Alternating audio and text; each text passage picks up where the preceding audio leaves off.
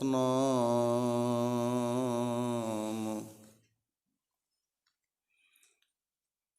ਕਰਤਾ ਪੁਰਖ ਨਿਰਭਉ ਨਿਰਵੈਰ ਅਕਾਲ ਮੂਰਤ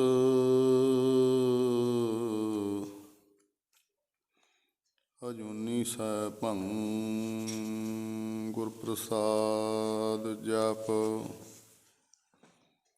ਆਦਿ ਸਚ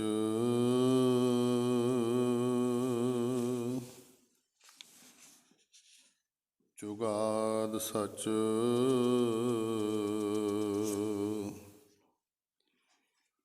ਹੈ ਭੀ ਸਚ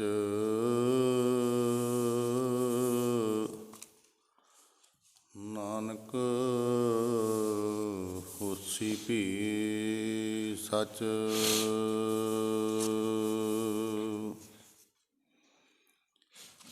ਗਿਆਨ ਧਿਆਨ ਕਿਛ ਕਰਮ ਨ ਜਾਣਾ ਸਾਰ ਨ ਜਾਣਾ ਤੇਰੀ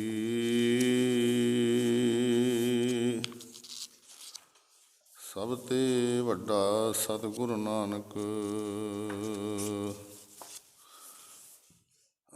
ਜਿਨ ਕਲ ਰਾਖੀ ਮੇਰੀ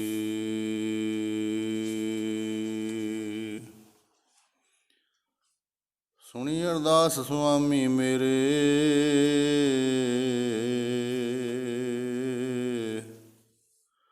ਸਰਬ ਕਲਾ ਬਣ ਆਈ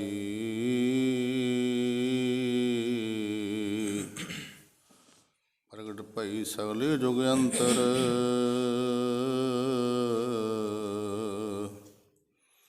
ਗੁਰੂ ਨਾਨਕ ਕੀ ਵਡਿਆਈ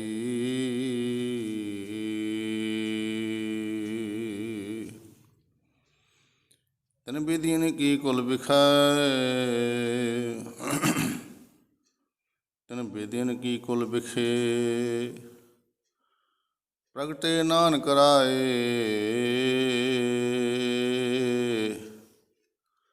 ਸਭ ਸਿੱਖਨ ਕਉ ਸੁਖ ਦਏ ਜਹ ਤਹ ਭਏ ਸਹਾਇ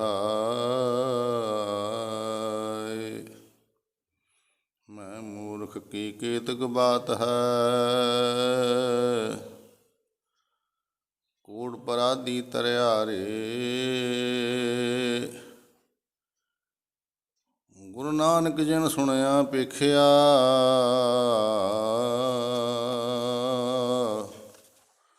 ਸੇ ਫਿਰ ਗੁਰਬਾਸ ਨਾ ਪਰਿਆਰੇ ਗੁਰੂ ਨਾਨਕ ਜਿਨ ਸੁਣਿਆ ਪੇਖਿਆ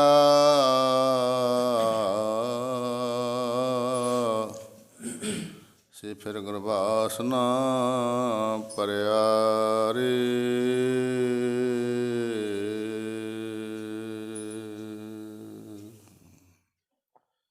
ਸਤਨਾਮ ਸ੍ਰੀ ਵਾਹਿਗੁਰੂ ਸਾਹਿਬ ਜੀ।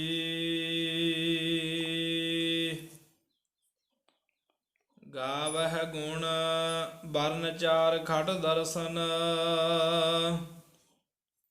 ਬ੍ਰਹਮਾਦਿਕ ਸਿਮਰੰਥ ਗੁਨਾ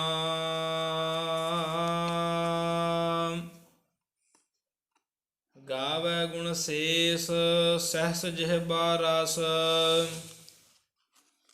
ਆਦ ਅੰਤ ਲਿਵ ਲਾਗ ਧੁਨਾ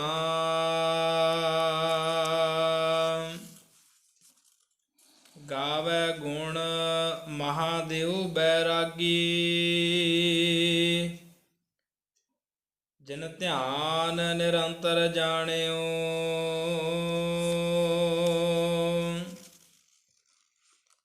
ਕਬ ਕਲ ਸੋ ਜਸ ਗਾਵੋ ਗੁਰ ਨਾਨਕ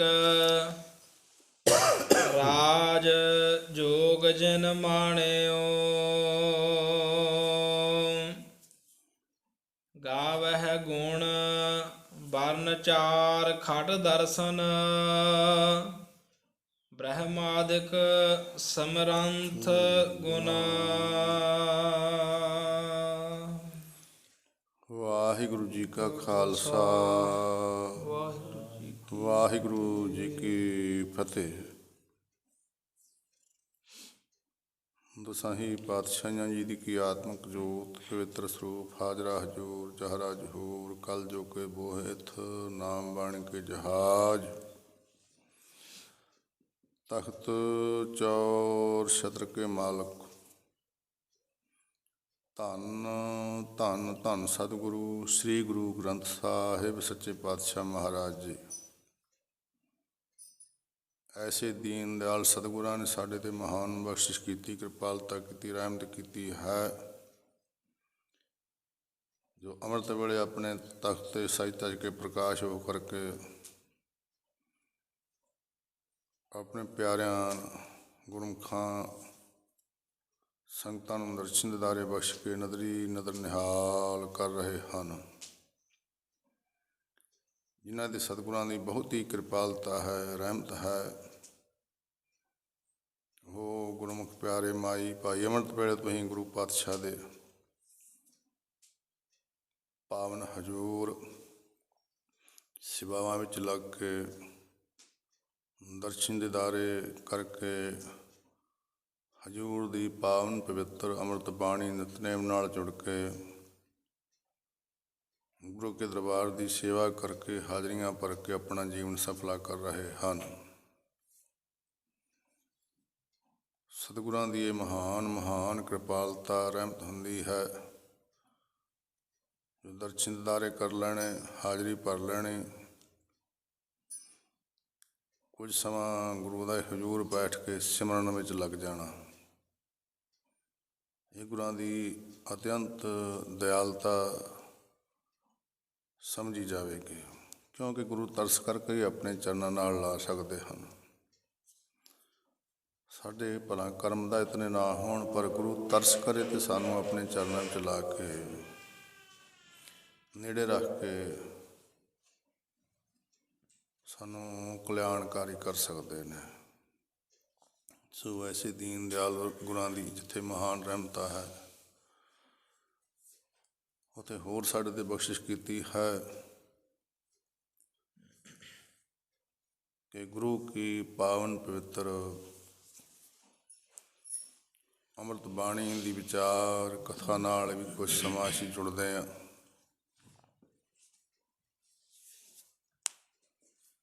ਇਸ ਵਿੱਚ ਕਥਾ ਨਾਲ ਜੁੜਨਾ, ਇਹਦੇ ਬੜੇ ਮਹਾਤਮ ਦੱਸੇ ਹੋਏ ਨੇ। ਗੁਰੂ ਕੀ ਸਾਖੀ ਨਾਲ ਜੁੜਨਾ ਬੜੇ ਮਹਾਤਮ ਨੇ। ਸਾਖੀ ਪੜ੍ਹ ਕੇ ਜੋ ਮਨ ਹੈ ਉਹ ਟਿਕਾਓ ਵਿੱਚ ਆ ਜਾਂਦਾ, ਚੰਚਲਤਾ ਵਿੱਚ ਰਹਿੰਦਾ ਹੀ ਨਹੀਂ ਹੈ। ਗੁਰੂ ਕਾ ਪਾਵਨ ਪਵਿੱਤਰ ਫੁਰਮਾਨ ਹੈ, ਹੁਕਮ ਹੈ, ਗੁਰ ਸਾਖੀ ਅੰਤਰ ਜਾਗੀ ਤਾਂ ਚੰਚਲ ਮਤ ਤਿਆਗੀ। ਚੰਚਲ ਮਤ ਜਿਹੜੀ ਦੂਰ ਚਲੀ ਜਾਂਦੀ ਹੈ, ਮਤ ਸ਼ੁੱਧ ਹੋ ਜਾਂਦੀ ਹੈ। ਸ਼ੁੱਧ ਮਤ ਨਾਲ ਥੋੜ੍ਹਾ ਜਿਹਾ ਸਿਮਰਨ ਕੀਤਾ ਹੀ ਸਾਧ ਸੰਗਤ ਜੀ ਸਾਨੂੰ ਘਨੇਰਾ ਫਲ ਬਖਸ਼ ਦਿੰਦਾ ਹੈ। ਇਸ ਕਰਕੇ ਕਥਾ ਕੀਰਤਨ ਸੁਖਦਾਈ ਹੈ ਸਾਡੇ ਲਈ, ਜੀਵ ਲਈ। ਸਾਡੇ 'ਤੇ ਗੁਰਾਂ ਨੇ ਵੀ ਕਿਰਪਾਲਤਾ ਕੀਤੀ ਹੈ। ਕੁਝ ਦਿਨਾਂ ਤੋਂ ਆਪਾਂ ਗੁਰੂ ਕੀ ਕਥਾ ਨਾਲ ਜੁੜਦੇ ਹਾਂ। ਸੋ ਆਓ ਹੁਣ ਵੀ ਹਾਜ਼ਰੀਆਂ ਭਰੀਏ। ਕੱਲ੍ਹ 4 ਸਵਈਆਂ ਦੀ ਕਥਾ ਆਪਾਂ ਨੇ ਸਰਵਣ ਕਰ ਲਈ ਸੀ। ਅੱਜ ਥੋੜ੍ਹਾ ਸਮਾਂ ਹਾਜ਼ਰੀ ਭਰਾਂਗੇ, ਸ਼ਾਇਦ ਇੱਕ ਸਵਈਆ ਹੀ ਪੜ੍ਹਿਆ ਆ ਜਾਵੇ। ਧੰਨ ਗੁਰੂ ਨਾਨਕ ਦੇਵ ਸਾਹਿਬ ਮਹਾਰਾਜ ਦੀ ਮਹਿਮਾ ਵਿੱਚ ਭੱਟਾਂ ਨੇ ਜੋ ਸਵਈਏ ਉਚਾਰਨ ਕੀਤੇ ਨੇ, ਸਵਈਏ ਮਹੱਲੇ ਪਹਿਲੇ, ਉਹਨਾਂ ਦੀ ਵਿਚਾਰ ਚੱਲ ਰਹੀ ਹੈ। ਗੁਰੂ ਨਾਨਕ ਸਾਹਿਬ ਦੀ ਮਹਿਮਾ ਭੱਟਾਂ ਦੁਆਰਾ ਜੋ ਸਤਿਗੁਰੂ ਗ੍ਰੰਥ ਸਾਹਿਬ ਮਹਾਰਾਜ ਜੀ ਵਿੱਚ ਅੰਕਿਤ ਹੈ, ਉਸ ਨਾਲ ਆਪਾਂ ਜੁੜਦੇ ਹਾਂ ਸਾਧ ਸੰਗਤ ਜੀ। ਅੱਜ ਇਤਨੀ ਕੀ ਹਾਜ਼ਰੀ ਭਰਾਂਗੇ, ਗੁਰੂ ਪਾਤਸ਼ਾਹ ਰਹਿਮਤ ਕਰਨ, ਜਿੰਨਾ ਹੁਕਮ ਹੋਵੇਗਾ ਫਿਰ ਵਿਚਾਰ ਅੱਗੇ ਵੀ ਦੱਸ ਦਿਆਂਗੇ। ਤਾਂ ਆਓ ਕੁਝ ਸਮਾਂ ਗੁਰੂ ਪਾਤਸ਼ਾਹ ਦੇ ਆਸ਼ੀਰਵਾਦਾਂ ਦੇ ਪਾਤਰ ਬਣੀਏ। ਜਿੱਥੇ ਜਿੱਥੇ ਆਵਾਜ਼ ਜਾ ਰਹੀ ਆ, ਭਾਵੇਂ ਸੇਵਾਦਾਰ ਇੱਥੇ ਫਿਰਦੇ ਹੋਣ ਦਰਬਾਰ ਵਿੱਚ, ਜਾਂ ਕੋਈ ਦਰਬਾਰ ਵਿੱਚ ਹਾਜ਼ਰੀਆਂ ਭਰ ਰਹੇ ਹੋ, ਜੋ ਸਤਿਨਾਮ ਸ੍ਰੀ ਵਾਹਿਗੁਰੂ ਤੋਂ ਆਵਾਜ਼ਾਂ ਦਈਏ ਤਾਂ ਸਾਰਿਆਂ ਨੂੰ ਹੀ ਸਾਧ ਸੰਗਤ ਜੀ ਉਹ ਭਾਵਨਾ ਨਾਲ ਸਿਰ ਝੁਕਾ ਕੇ ਗੁਰੂ ਪਾਤਸ਼ਾਹ ਨੂੰ ਸਤਿਨਾਮ ਸ੍ਰੀ ਵਾਹਿਗੁਰੂ ਕਹਿ ਕੇ ਹਾਜ਼ਰੀਆਂ ਲਾਉਣੀਆਂ ਚਾਹੀਦੀਆਂ ਨੇ। ਭਾਵੇਂ ਕੋਈ ਦੂਰ ਫਿਰਦੇ ਦੁਰਾਡੇ ਫਿਰ ਰਹੇ ਨੇ, ਉਹਨਾਂ ਦਾ ਵੀ ਧਿਆਨ ਸਾਰਿਆਂ ਦੇ ਇੱਧਰ ਹੀ ਜਾਂਦਾ। ਆਵਾਜ਼ ਜਿਉਂ ਜਾ ਰਹੀ ਆ ਉਦੋਂ ਹੀ ਹਾਜ਼ਰੀਆਂ ਲਵਾ ਦਿਆ ਕਰਗੇ। ਅਤੇ ਆ ਸਿੰਘਾਂ ਪਿਆਰਾਂ ਨੇ ਹੋਰ ਇਹ ਸੁਹਾਵਣਾ ਬਣਾ ਦਿੱਤਾ ਹੈ। ਲਾਈਵ ਵੀ ਚੱਲ ਰਿਹਾ ਹੈ।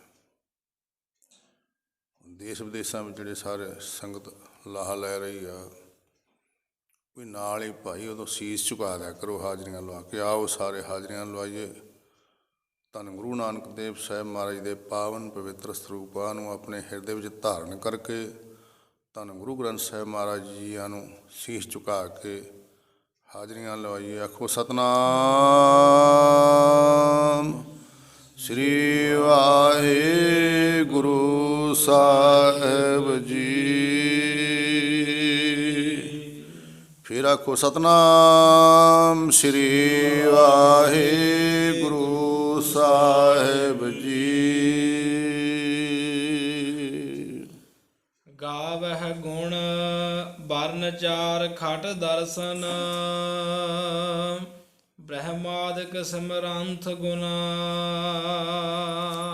ਧੰਨ ਗੁਰੂ ਨਾਨਕ ਦੇਵ ਸਾਹਿਬ ਸੱਚੇ ਪਾਤਸ਼ਾਹ ਮਹਾਰਾਜ ਦੀ ਮਹਿਮਾ ਵਿੱਚ ਸਾਧ ਸੰਗਤ ਜੀ ਆਕਾਸ਼ਾਂ ਪਤਾਲਾਂ ਵਿੱਚ ਲੱਗੇ ਹੋਏ ਨੇ, ਜੀਵ ਜਿਤਨੇ ਵੀ ਨੇ, ਸਿੱਧ ਸਾਧਕ ਰਿਸ਼ੀ ਮੁਨੀ। ਕੱਲ੍ਹ ਆਪਾਂ ਇਹ ਸਰਵਣ ਕੀਤਾ ਸੀ ਅਤੇ ਫਿਰ ਹੋਰ ਕਿਹਾ ਅੱਜ ਗੁਣ ਗਾਵੈ ਗੁਣ ਬਰਨ ਚਾਰ ਖਟ ਦਰਸ਼ਨ। ਕੌਣ ਕੌਣ ਗੁਰੂ ਪਾਤਸ਼ਾਹ ਦੇ ਗੁਣਾਂ ਨੂੰ ਗਾ ਰਹੇ ਨੇ? ਗਾਵੈ ਗੁਣ ਬਰਨ ਚਾਰ। ਗੁਰੂ ਨਾਨਕ ਸਾਹਿਬ ਸਭ ਦੇ ਪਿਆਰੇ ਨੇ ਨਾ, ਕਿਉਂਕਿ ਕਲਨ ਤਾਰਨ ਗੁਰੂ ਨਾਨਕ ਆਇਆ ਭਾਈ ਗੁਰਦਾਸ ਸਾਹਿਬ ਜੀ ਦਾ ਫਰਮਾਨ ਹੈ। ਚੜ੍ਹਿਆ ਸੋਧਣ ਧਰਤ ਲੁਕਾਈ, ਸਾਰੀ ਧਰਤੀ ਦਾ ਹੀ ਭਲਾ ਕਰਨ ਵਾਸਤੇ ਕਮਰ ਕੱਸਾ ਲਾਇਆ ਗੁਰੂ ਨਾਨਕ ਦੇਵ ਸਾਹਿਬ ਮਹਾਰਾਜ ਨੇ। ਫਿਰ ਸਾਰਿਆਂ ਨੇ ਗਾਉਣਾ ਨਾ, ਅਤੇ ਭੱਟਾਂ ਨੂੰ ਇਸ ਦਾ ਬੋਧ ਹੈ।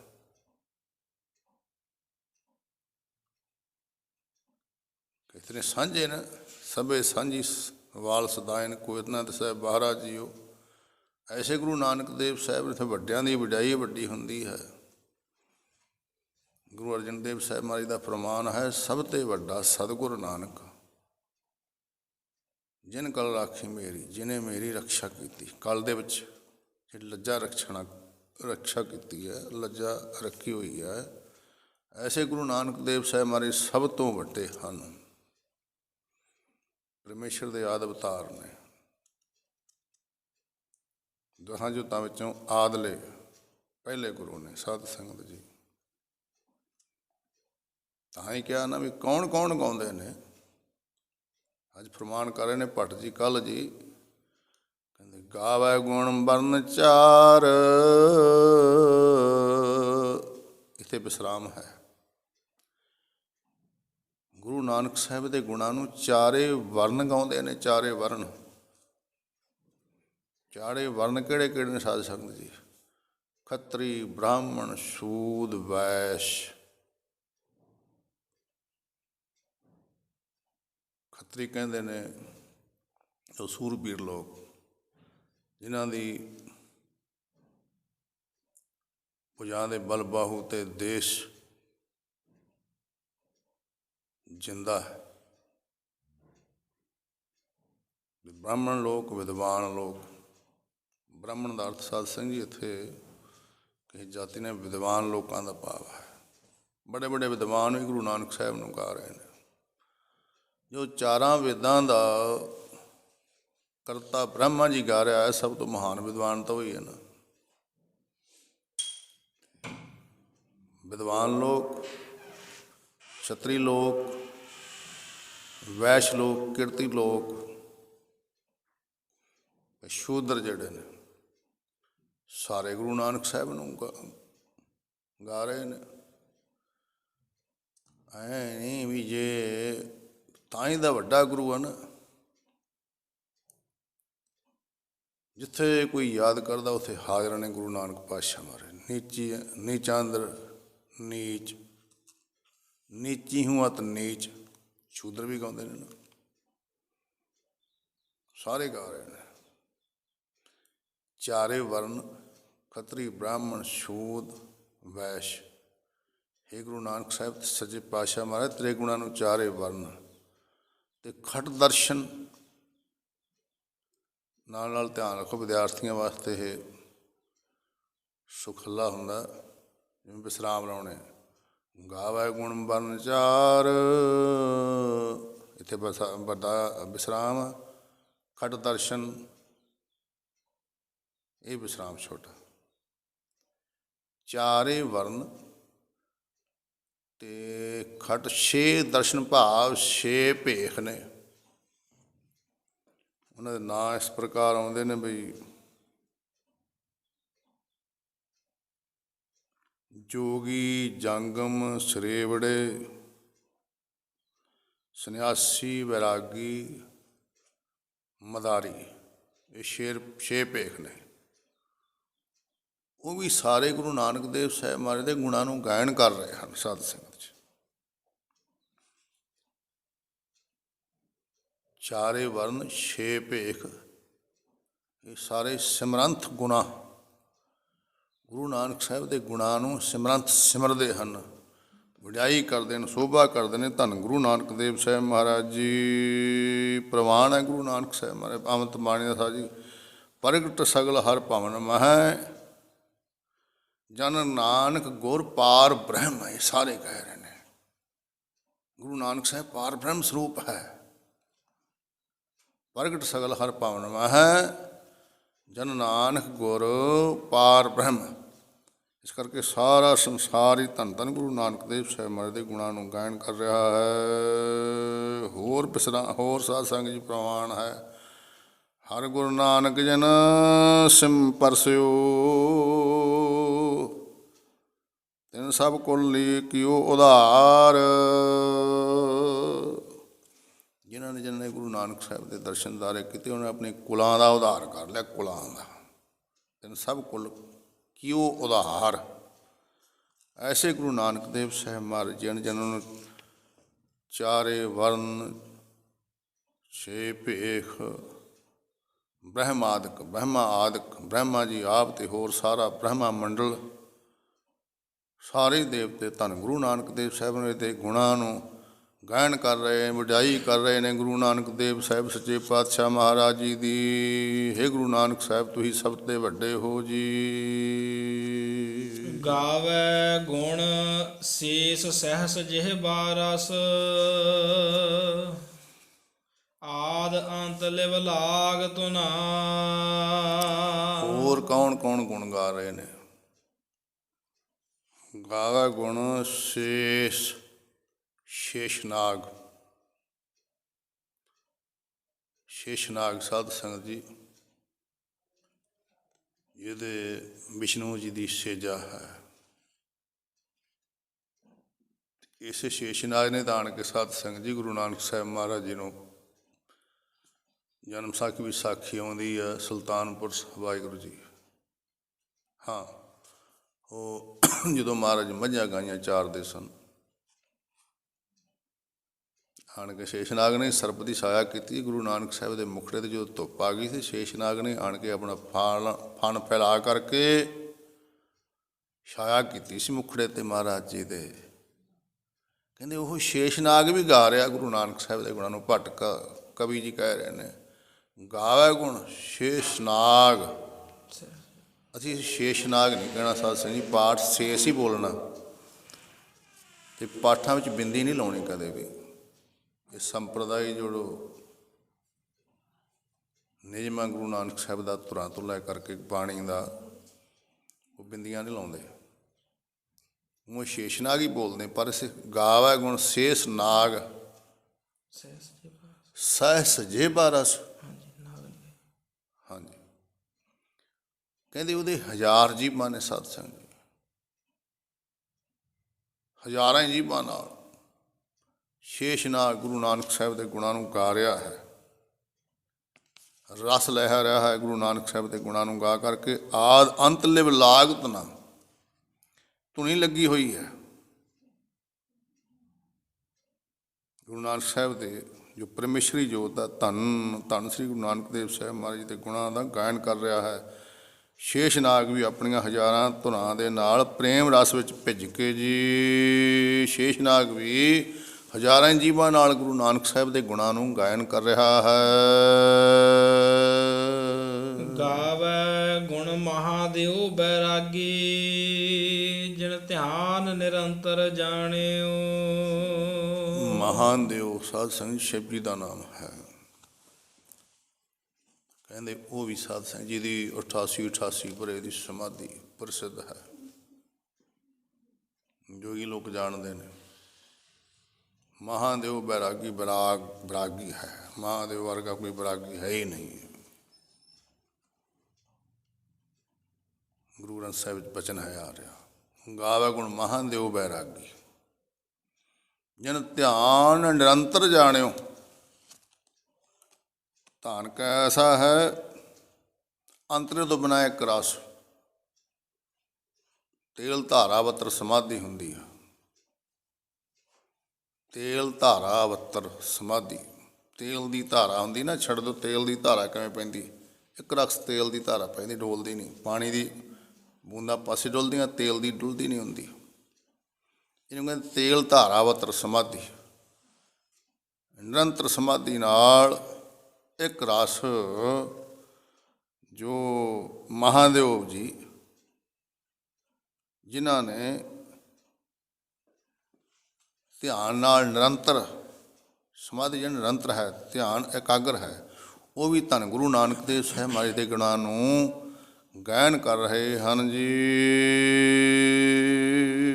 ਕਬ ਕਲ ਸੋ ਜਸ ਗਾਵੋ ਗੁਰ ਨਾਨਕ, ਰਾਜ ਜੋਗ ਜਨ ਮਾਣਿਓ। ਤੇ ਕਲ ਕਵੀ ਜੀ ਕਹਿੰਦੇ ਨੇ ਐਸੇ ਧੰਨ ਧੰਨ ਗੁਰੂ ਨਾਨਕ ਦੇਵ ਸਾਹਿਬ ਮਹਾਰਾਜ ਜੀ ਹਨ। ਕੈਸੇ ਨੇ?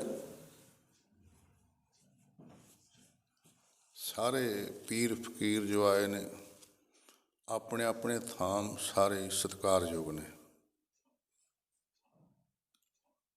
ਪਰ ਕੱਲ੍ਹ ਜੀ ਗੁਰੂ ਨਾਨਕ ਸਾਹਿਬ ਨੂੰ ਸਭ ਤੋਂ ਮਹਾਨ ਕਹਿ ਰਹੇ ਹਨ, ਵੀ ਮਹਾਨ।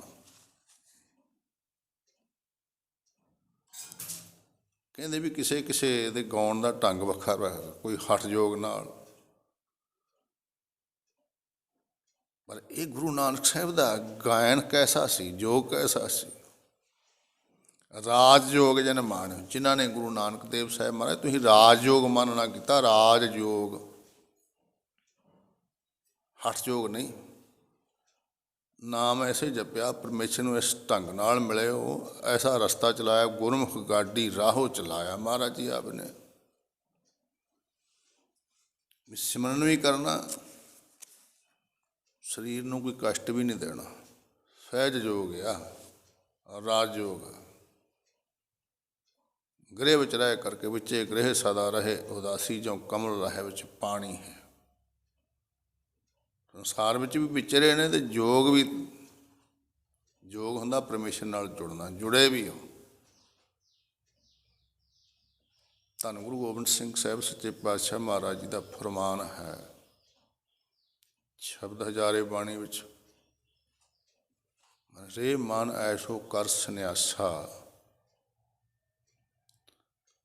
ਬੰਸੇ ਸਦਨ ਸਭੈ ਕਰ ਸਮਝੋ ਹੋ, ਮਨ ਹੀ ਮਾਹੇ ਉਦਾਸਾ। ਇੱਕੋ ਹੀ ਮੱਤ ਆ ਨਾ, ਦਸੇ ਪਾਸਿਆਂ ਜੋਤ ਇੱਕ ਆ ਤੇ ਮੱਤ ਵੀ ਇੱਕ ਆ।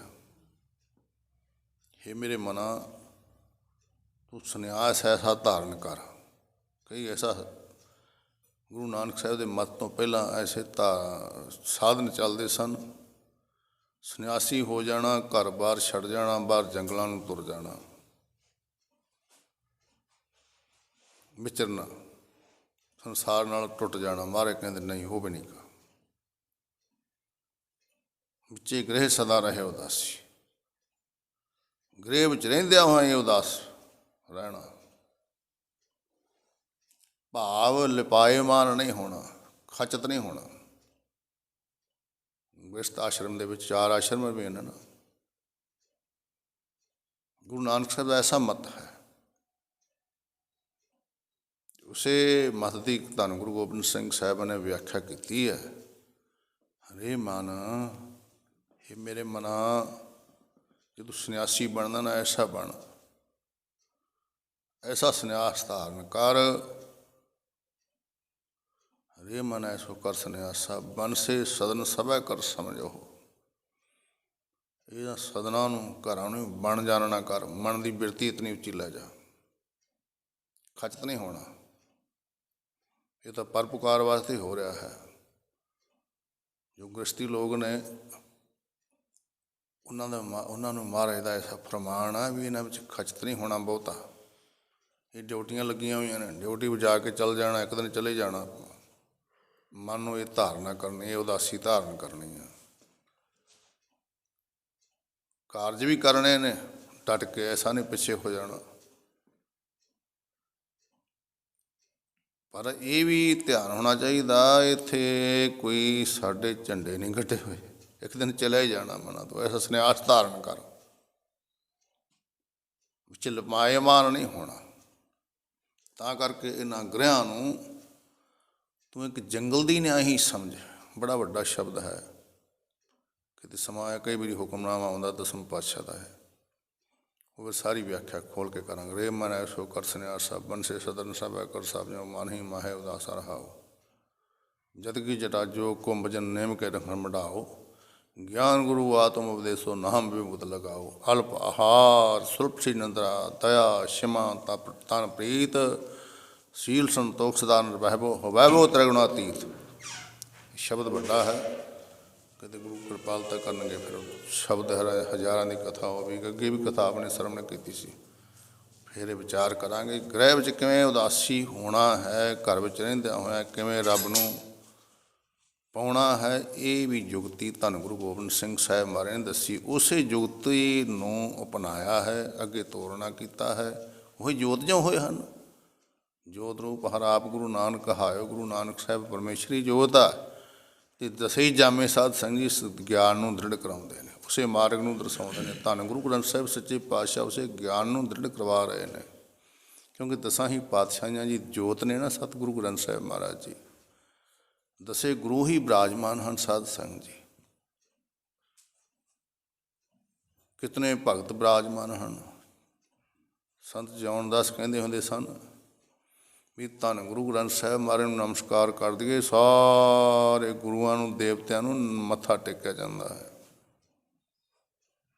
ਇਹ ਸੰਤਾਂ ਦਾ ਮਤ ਸੀ। ਐਸੇ ਗੁਰੂ ਗ੍ਰੰਥ ਸਾਹਿਬ ਜੀ ਹਨ। ਅਤੇ ਆਪਾਂ ਨਿਤਾ ਪ੍ਰਤੀ ਪੜ੍ਹਦੇ ਹਨ। ਗੁਰੂ ਗੋਬਿੰਦ ਸਿੰਘ ਸਾਹਿਬ ਮਹਾਰਾਜ ਦਾ ਹੁਕਮ, ਆਗਿਆ ਭਈ ਅਕਾਲ ਕੀ ਤਬੀ ਚਲਾਇਓ ਪੰਥ, ਸਭ ਸਿੱਖਨ ਕੋ ਹੁਕਮ ਹੈ। ਗੁਰੂ ਮਾਨਿਓ ਗ੍ਰੰਥ, ਗੁਰੂ ਗ੍ਰੰਥ ਜੀ ਮਾਨਿਓ ਪਰ ਗੁਰਾਂ ਕੀ ਦੇਹ।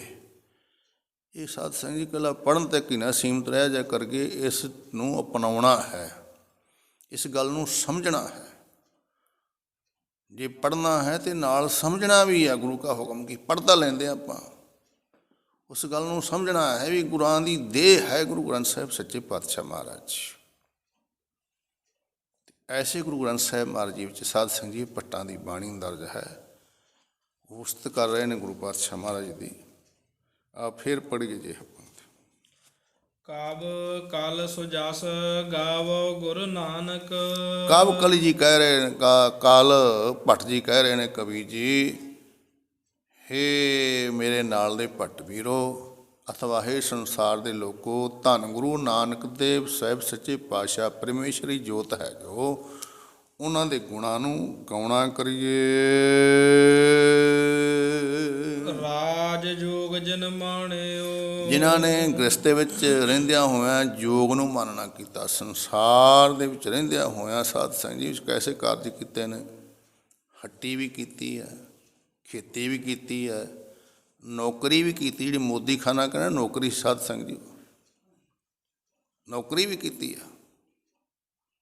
ਐਸੇ ਗੁਰੂ ਮਹਾਰਾਜ ਜੀ ਉਹਨੂੰ ਕਹਿੰਦੇ ਰਾਜ ਯੋਗ।